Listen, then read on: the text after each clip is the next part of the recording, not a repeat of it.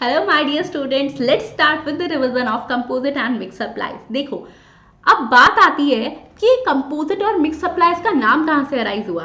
अब आजकल ना मार्केट में कहीं कुछ लेने चले जाओ। इनफैक्ट कल तो क्या हुआ, मैं कैलकुलेटर लेने गई तो शॉपकीपर सेड मी कि एक स्कीम आई हुई है, कैलकुलेटर के साथ आपको पेन फ्री में मिलेगा।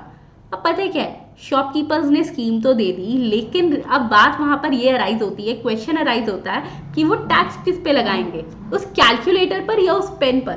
क्योंकि मैंने तो उनको इकट्ठे में एक साथ में 220 रुपए देने हैं, और उस 220 रुपए में अब मैं देखूं तो कैलकुलेटर का प्राइस भी है और पेन का प्राइस भी है, तो वो किस प्रोडक्ट की जीएसटी रेट को लगाएंगे मैम अलग अलग। लेकिन अलग अलग तो उसने मेरे से प्राइस नहीं लिया, फिर वो बाइफरकेट कैसे करेंगे। अब इन सब के आंसर के लिए हमारे पास आता है सेक्शन नंबर 8। कौन सा सेक्शन आता है? Section number 8।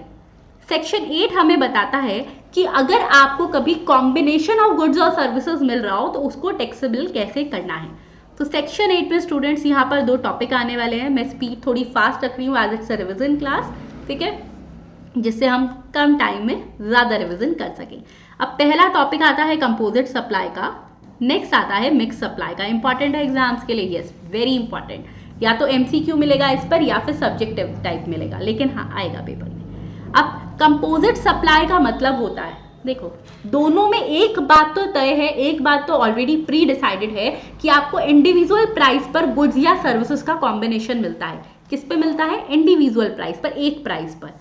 अब उसको जब भी आपको बाइफरकेट करना है between the composite and mix, तो मैं मिक्स्ड के लिए एक वर्ड यूज करूंगी, वो है झोलझाल। क्या यूज कर रही हूँ? झोलझाल, दैट इज मिक्सिंग। चाहो तो लिख लेना, the word I am using is कि भाई इसमें कुछ झोलझाल होता है, कुछ ना कुछ गड़बड़ होती है, मिक्सिंग होती है। अब कैसे? देखो, कंपोजिट सप्लाई में उसने कहा कि जब भी कोई ऐसे गुड्स हैं which are combination of goods और सर्विसेज, कॉम्बिनेशन ऑफ गुड्स और सर्विसेज और बोथ, ठीक है, विच आर नेचुरली बंडल्ड, जिनको नेचुरली बंडल किया जाता है। एक बार जरा पॉइंट्स लिख लो, फिर मैं इनका मतलब भी समझा रही हूं। नेचुरली बंडल्ड, नेचर ने बंडल, प्रकृति ने बंडल बना के भेजा है उनका, नहीं ऐसा कुछ नहीं है, रुको रुको। इन the ordinary course of business. अगर आपको ये 3 लाइनें समझ आ गई तो आपको कंपोजिट और मिक्स में कुछ लगेगा ही नहीं, आप उसका कितना भी टिपिकल से टिपिकल एग्जाम्पल भी सॉल्व कर सकते हो। सो कॉम्बिनेशन ऑफ गुड्स और सर्विसेज और both which are naturally bundled in the ordinary course of business. अब ये कहा गया कि जिन गुड्स या सर्विसेज को ऑर्डिनरी कोर्स ऑफ बिजनेस में हमेशा एक साथ ही सेल कर रहे हैं, उनको तो हम मानेंगे कंपोजिट सप्लाई। फॉर एग्जाम्पल, अगर हम मार्केट में एक मोबाइल लेने चले जाए तो हमारे माइंड में ये ऑलरेडी है कि सारी मोबाइल कंपनीज एक काम कर रही हैं, मोबाइल, उसका बॉक्स, उसमें चार्जर, उसके साथ उसके ईयरफोन्स, ठीक है, सिम इजेक्टर, वो सब कुछ वो उसमें देने वाले हैं। यानी हमने सिर्फ एक मोबाइल मांगा था, but they are giving us a combination of that goods plus warranty services. So combination of goods and services. अब मैं जाकर मोबाइल जो शॉपकीपर है उससे पूछूंगी नहीं आप इसके साथ में सिम इजेक्टर दोगे, नहीं, क्योंकि ऑलरेडी माइंड में पता है सब देते हैं। ऐसे गुड्स को कहते हैं, सर्विसेज को, उनके बंडल को कंपोजिट सप्लाई, ठीक है। लेकिन जहाँ झोलझाल है, मतलब जहाँ आपको पता है नॉर्मल ऐसा नहीं होता, but they are trying to give it. Like मैंने कल एक शॉप पे गई, दे सेड कैलकुलेटर के साथ में आपको पेन भी मिलेगा, नॉर्मल ऐसा नहीं होता। तो इट मीन्स जहाँ कुछ झोलझाल है, जहाँ पर ऑर्डिनरी कोर्स ऑफ बिजनेस में वो नहीं दिए जाते, they will be covered under the mix supply. Clear? Good, चल डन। अच्छा, अब उसके बाद बात आती है मैम टैक्सेबिलिटी कैसे होगी। देखो, जो तो है कंपोजिट सप्लाई, यानी कि विच जो सही सही चल रहा है, naturally bundled in the ordinary course of business, उसके लिए तो जो प्रोडक्ट आप लेने गए हो, it means which is the principal supply. अब एक होती है मेन सप्लाई, जिसको लेने के लिए पैसे खर्च कर रहे हो, रुपए खर्च कर रहे हो, ठीक है, वो होती है प्रिंसिपल सप्लाई। बाकी होती है एंसिलरी सप्लाई। क्या होती है? एंसिलरी सप्लाई, ठीक है। पहली होती है प्रिंसिपल सप्लाई, बाकी है एंसिलरी सप्लाई।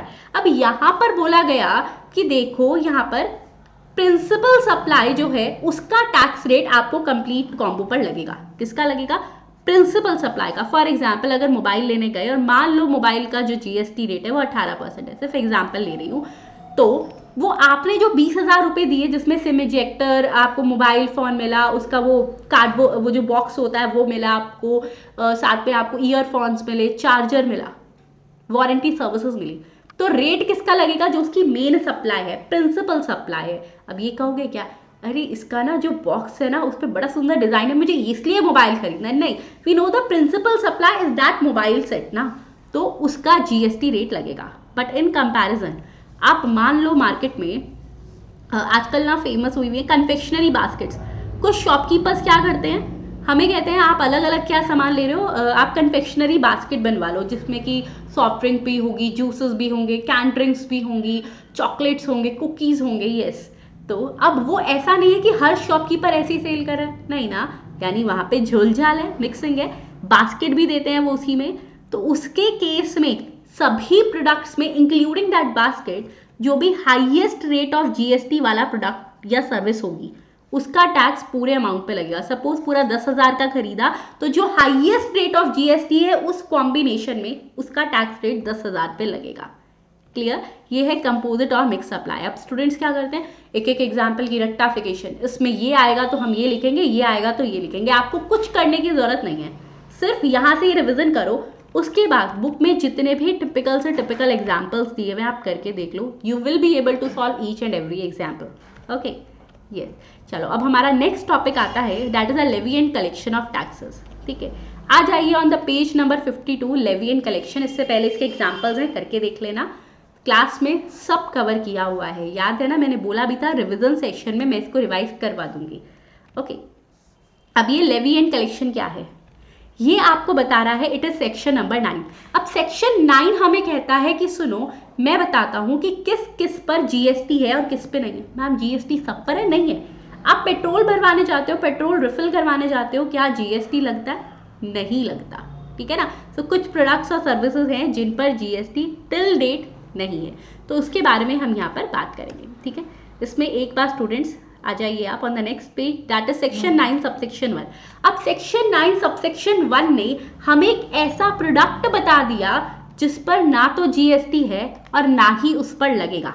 किसने बताया? सेक्शन 9 सबसेक्शन 1 ने। मैम क्या इसके सेक्शन नंबर याद करने हैं? नहीं, बस माइंड में रखना सेक्शन 9 लेवी एंड कलेक्शन, बाकी सबसेक्शन करने की जरूरत नहीं है।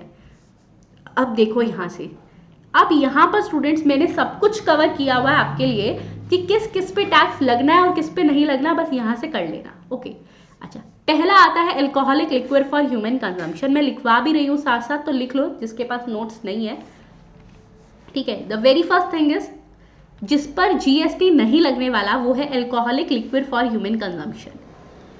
Alcoholic liquid for human consumption मतलब तो मैम फिर इनके तो मजे हैं, इनको टैक्स नहीं देना, टैक्स देना इनको थोड़ा ज़्यादा टैक्स देना है। अभी बताती हूँ कैसे।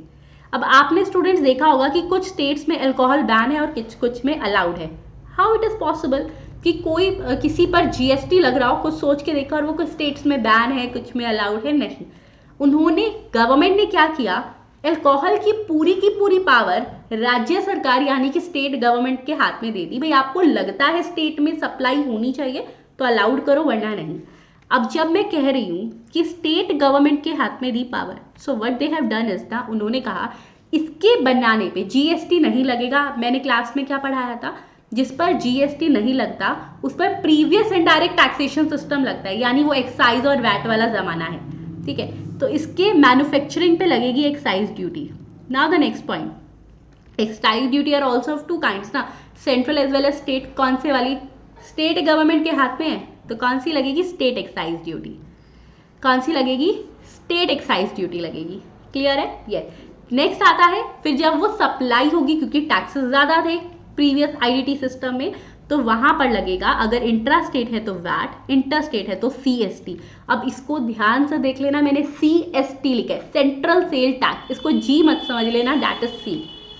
सेकेंड प्रोडक्ट आता है जिस पर कि टिल डेट जीएसटी नहीं लग रहा, वो है पेट्रोल। अब अगर हम कह भी सकते हैं this is one of the biggest reason कि पेट्रोल का रेट बहुत हाई चलता है। हाँ, but yes, government is working very hard on this कि वो पेट्रोल वाली कैटेगरी को जो है वो जीएसटी के परव्यू में लेकर आए। इसके लिए बहुत सारी मीटिंग्स होती है और जल्दी जीएसटी पे आ भी जाएगा, फिर एक्सपेक्टेड रहेगा कि पेट्रोल का रेट कम हो जाएगा। अब पेट्रोल क्या, वो वाला पेट्रोल जो आप एक्टिवा में बाइक में डलवा रहे हो, नहीं। पेट्रोल की बहुत सारी कैटेगरीज होती है, ऐसा नहीं होता कि डायरेक्ट पेट्रोल आता है, ठीक है। उसके अलग अलग जो है फॉर्म्स होते हैं। जो रॉ पेट्रोल होता है, सबसे पहले उससे स्टार्ट करते हैं, डेट इज पेट्रोलियम क्रूड। तो पेट्रोलियम क्रूड जो है उस पर जीएसटी नहीं लग रहा अभी तक की डेट पे, ठीक है। ऑन 17 नवंबर में बोल रही हूँ नहीं लग रहा, ठीक है, 17 नवंबर 2022 नहीं लग रहा इस पर। चलो फिर और किस पे नहीं लग रहा, तो इसके बाद स्टूडेंट्स जो हाँ पॉइंट आता है पेट्रोलियम क्रूड के बाद, दैट इज डीजल, ठीक है। तो डीजल पे नहीं लगता। अब डीजल हमारे पास ना दो टाइप्स के होते हैं, एक होता है हाई स्पीड डीजल, एक होता है light speed diesel. High speed diesel वो होता है जो कि व्हीकल्स में डलता है, और लाइट स्पीड डीजल जो कि मशीन्स को क्लीन करने के काम आता है। तो जिस पर जीएसटी नहीं लग रहा that is high speed diesel. किस पे, हाई स्पीड डीजल पे नहीं लगता। चलो उसके बाद फिर और किस पे नहीं लग रहा, जो पेट्रोल डाला जाता है नॉर्मली, जिसको मोटर स्पिरिट भी कहते हैं, बताया था ये। फिर आता है students ETF, aviation turbine fuel, ये क्या है, जो फ्लाइट्स में डलता है। फिर आता है नेचुरल गैस, ठीक है।